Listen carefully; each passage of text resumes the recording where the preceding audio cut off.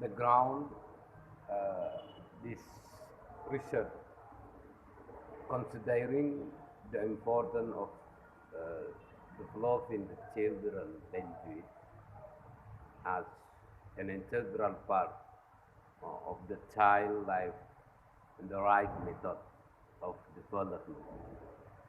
It is necessary to study to effectiveness of the application of storytelling.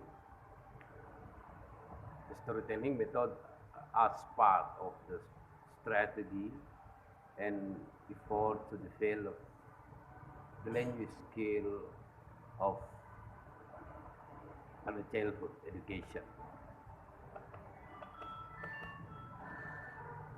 Based on discussion of research finding, it can be concluded that storytelling is an effective method to improve the language skill of early childhood. In the learning activity of language throughout the method of storytelling, factor that must be considered is the factor of motivation and interest of early childhood education. Thank you.